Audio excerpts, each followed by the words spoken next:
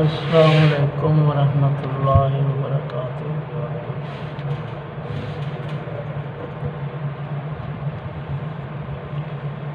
الحمدللہ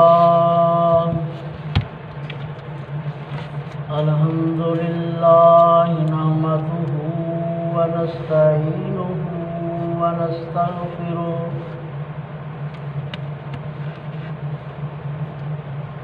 ونؤمن به ونتوکل علیہ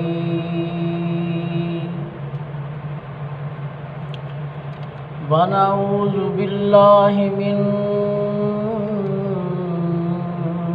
شرور انفسنا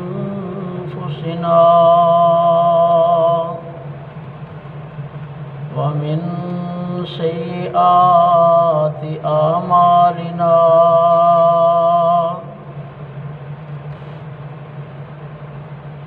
من يهده الله فلا مضل له ومن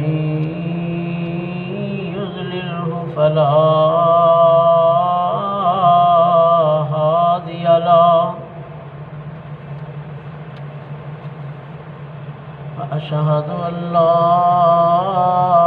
إله إلا الله وحده لا شريك له وأشهد أن محمدًا عبده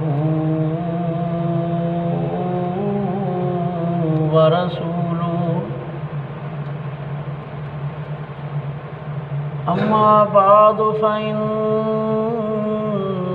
خير الحديث كتاب الله وخير الهدي هدي محمد صلى الله عليه وسلم وشر الأمور محدثاتها وكل محدثة بدعة وكل بدعة ضلالة وكل ضلالة في النار إن الله وملائكته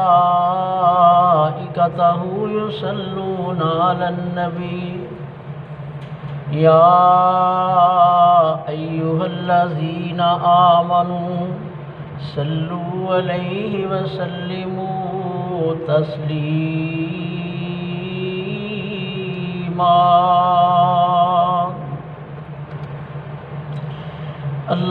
اللهم صل على محمد وعلى آل محمد كما صليت على إبراهيم وعلى آل إبراهيم إنك حميد مجيد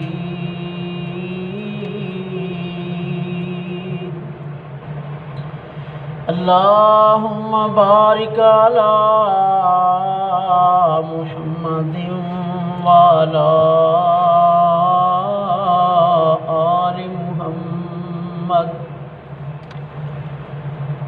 كما باركت على إبراهيم وعلى آل إبراهيم إنك حميد مجيد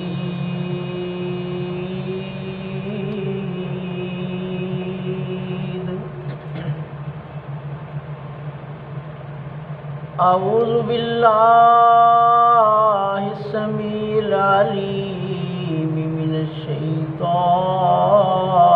الرجيم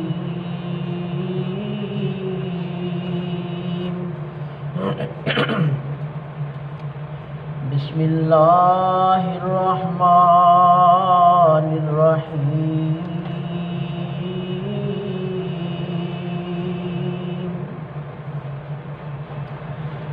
وأن المساجد لله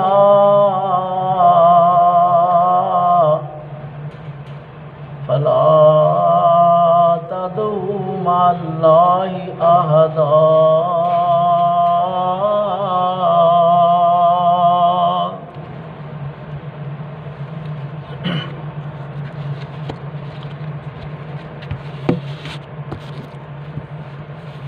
جانور پیدا کیے ہیں تیری وفا کے واسطے،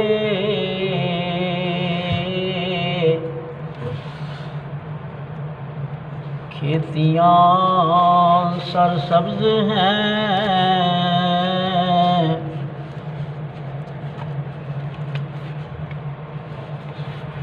تیری غذا کے واسطے،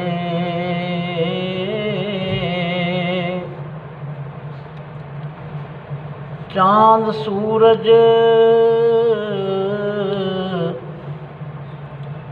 اور تارے ہیں تیری ضیاء کے واسطے، سارا جہاں تیرے لیے اور تو خدا کے واسطے۔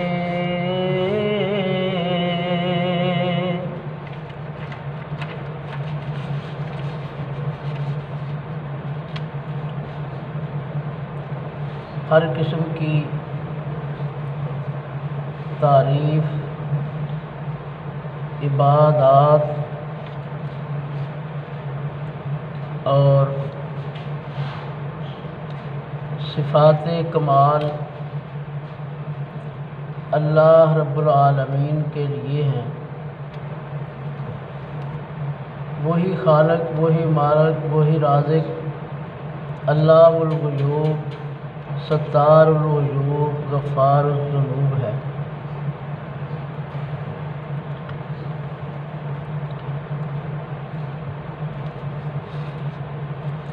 پھر بے شمار، بے عدد، بے حساب صلاۃ و سلام نبی رحمت صلی اللہ علیہ وآلہ وسلم کی ذات اقدس پر، پھر ان کی پیروی میں تمام آل اور اصحاب، پھر تابعین، تبع تابعین، محدثین کرام، فقہائے اعظام،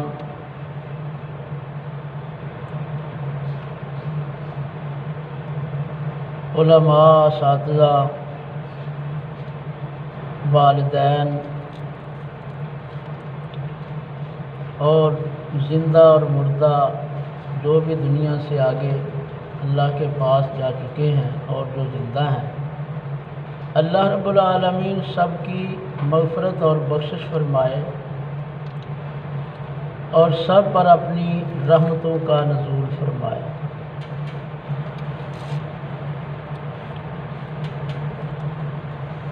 قرآن کریم سے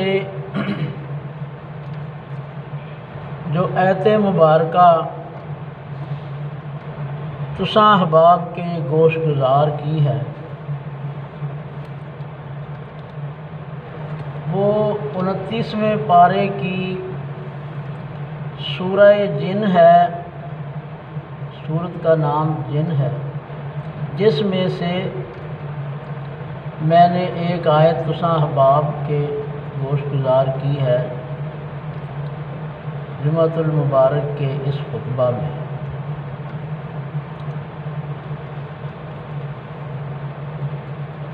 مساجد کے بارے میں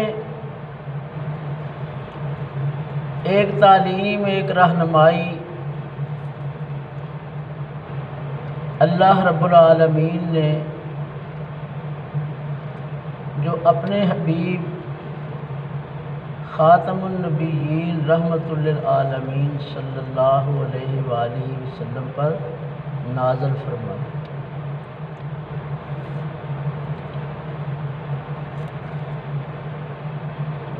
آپ احباب کو علم ہے کہ دین اسلام وحی الہی کا نام ہے جو قرآن و حدیث سے عبارت ہے۔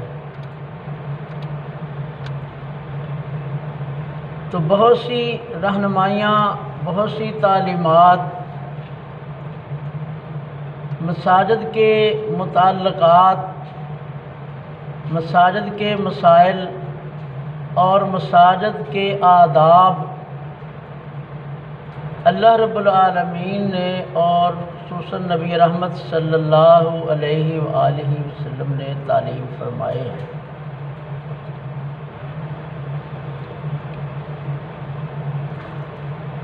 تو آج بھی جمعہ کے خطبہ میں مساجد کے متعلقات، اس کے مسائل اور آداب بیان کرنے کی کوشش کروں گا۔ دعا ہے کہ اللہ رب العالمین مجھے حق اور سچ بیان کرنے کی توفیق عطا فرمائے اور ہم سب کو سن سنا کر عمل کرنے کی توفیق عطا فرمائے۔ ان المساجد للہ، یقیناً مساجد مسجد کی جمع ہے۔ مسجدیں جو سجدہ گاہ، عبادت گاہ، اللہ کے حضور اپنی پیشانی کو خم کرنے کا بہت بڑا عبادت خانہ ہے۔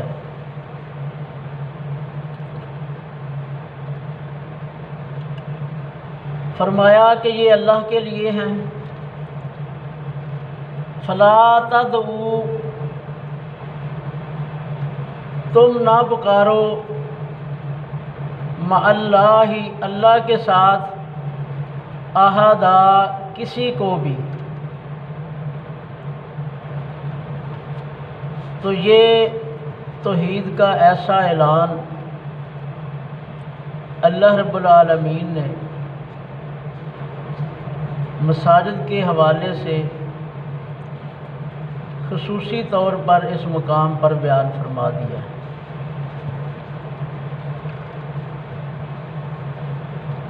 اب ہم مساجد کے دوسرے متعلقات، مسائل، آداب کی طرف آتے ہیں۔ تو مسجدوں میں داخل ہونے کے جو آداب ہیں، جو نبی رحمت صلی اللہ علیہ وآلہ وسلم نے تعلیمات فرمائی ہیں، وہ یہ ہے کہ جب بھی کوئی بندہ اللہ کے گھروں میں آئے، مسجدوں میں آئے، تو اس کے لیے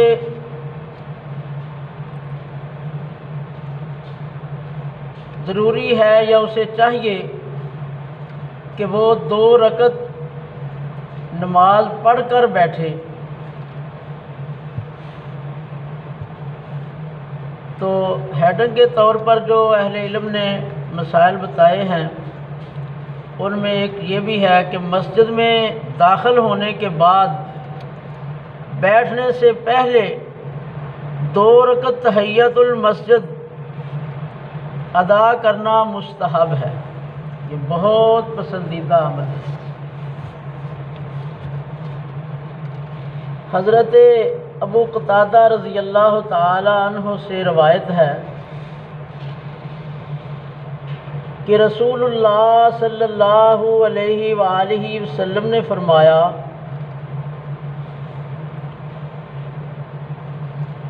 جب کوئی آدمی مسجد میں داخل ہو تو بیٹھنے سے پہلے 2 رکعت نماز ادا کرے۔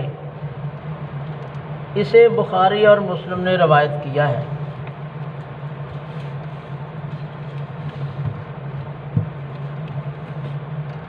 اسی طرح مساجد میں کاروباری اور دوسرے دنیاوی معاملات کی گفتگو کرنا ناجائز ہے۔ اہل علم نے اس کی بھی ہیڈنگ دی ہے۔ ثبوت، پروف اور دلیل وہ یہ ہے کہ حضرت ابو ہریرہ رضی اللہ تعالی عنہ کہتے ہیں رسول اللہ صلی اللہ علیہ وآلہ وسلم نے فرمایا جب تم کسی شخص کو مسجد میں خرید و فروخت کرتے دیکھو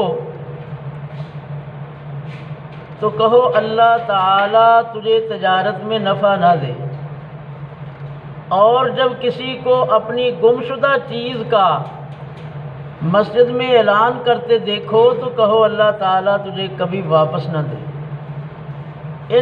اسے ترمذی اور دارمی نے روایت کیا ہے۔ تو یہاں سے پتہ چلتا ہے کہ مسجدیں جو ہیں وہ خالص کس کام کے لیے بنائی جاتی ہیں۔ اس سے ساری باتیں جو ہیں بخوبی واضح ہو جاتی ہیں۔ آگے عمل کرنا نہ کرنا یہ انسان کے اختیار میں ہے۔ کون ہے جو انسان کو مجبور کر سکے؟ اسی طرح نبی رحمت صلی اللہ علیہ وآلہ وسلم کی امت کی ایک بہت بڑی خصوصیت ہے باقی اور خصوصیات کے علاوہ، کہ یہ خصوصیت پہلے کسی امت کو اللہ تبارک و تعالیٰ نے نہیں عنایت فرمائی۔ فرمایا ساری زمین رسول اللہ صلی اللہ علیہ وآلہ وسلم کی امت کے لیے مسجد بنائی گئی ہے۔ سبحان اللہ، یہ کتنی بڑی آسانی ہے جو اللہ رب العالمین نے نبی رحمت صلی اللہ علیہ وآلہ وسلم کی امت کے لیے رکھی ہے۔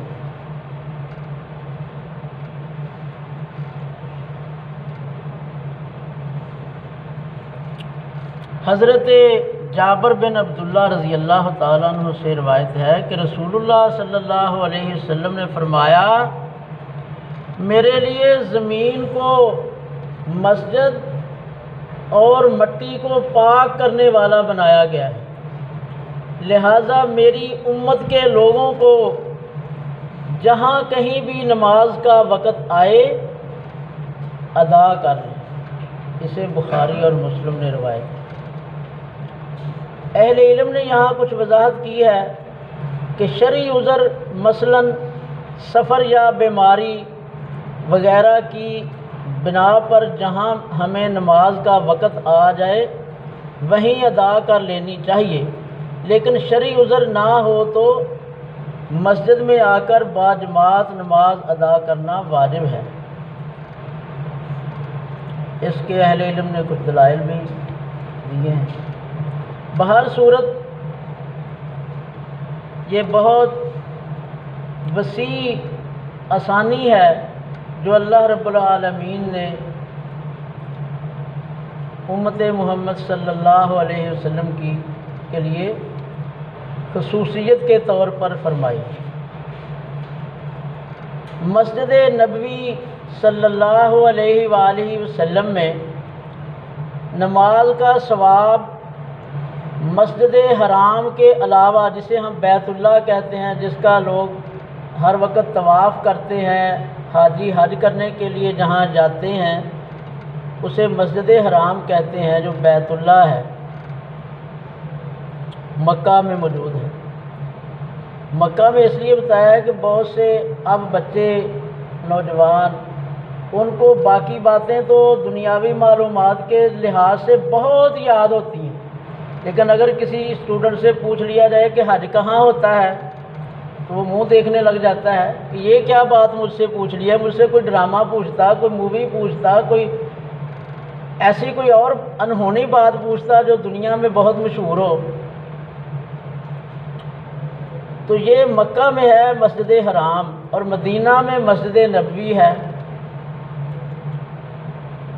تو مسجد نبوی صلی اللہ علیہ وسلم میں نماز کا ثواب مسجد حرام کے علاوہ باقی تمام مساجد کے مقابلہ میں 1000 درجہ زیادہ ہے۔ حضرت ابو ہریرہ رضی اللہ تعالیٰ عنہ کہتے ہیں رسول اللہ صلی اللہ علیہ وسلم نے فرمایا میری مسجد یعنی مسجد نبوی میں نماز کا ثواب مسجد حرام کے علاوہ باقی تمام مساجد کے مقابلے میں 1000 گنا زیادہ ہے۔ اسے بخاری اور مسلم نے روایت کی ہے۔ اسی طرح ایک بہت اہم مسئلہ ہے مسجد حرام یعنی بیت اللہ جو مکہ میں، مسجد اقصی جسے بیت المقدس بھی کہتے ہیں جو ملک فلسطین و شام میں ہے، اور مسجد نبوی صلی اللہ علیہ وسلم، یہ 3 مسجدوں کی بات میں کرنے لگا میں نماز پڑھنے کا ثواب باقی تمام مساجد کے مقابلے میں زیادہ ہے۔ زیارت کرنے یا نماز کا ثواب حاصل کرنے کی نیت سے مسجد حرام، مسجد اقصی اور مسجد نبوی صلی اللہ علیہ وسلم کے علاوہ کسی دوسری جگہ کا سفر کرنا جائز نہیں۔ حضرت ابو سعید خدری رضی اللہ تعالیٰ عنہ کہتے ہیں رسول اللہ صلی اللہ علیہ وسلم نے فرمایا 3 مساجد مسجد حرام، مسجد اقصی اور مسجد نبوی کے علاوہ کسی دوسری جگہ کے لیے ثواب کی نیت سے یعنی سفر اختیار نہ کرو۔ اسے بخاری اور مسلم نے روایت کیا ہے۔ مسجد قباء میں جو مدینے میں ہے نماز پڑھنے کا ثواب عمرہ کرنے کے برابر ہے۔ حضرت اسید بن زہیر انصاری رضی اللہ تعالیٰ عنہ سے روایت ہے کہ نبی اکرم صلی اللہ علیہ وسلم نے فرمایا مسجد قباء میں نماز پڑھنے کا ثواب عمرہ کے برابر ہے۔ اسے ابن ماجہ نے روایت کی ہے۔ اسی طرح بہت اہم بات کہ حمام اور قبرستان میں نماز پڑھنا منع ہے۔ حضرت ابو سعید رضی اللہ تعالیٰ عنہ کہتے ہیں رسول اللہ صلی اللہ علیہ وآلہ وسلم نے فرمایا قبرستان اور حمام کے سوا ساری زمین مسجد ہے۔ اسے احمد، ابو داؤد، ترمذی اور دارمی نے روایت کیا ہے۔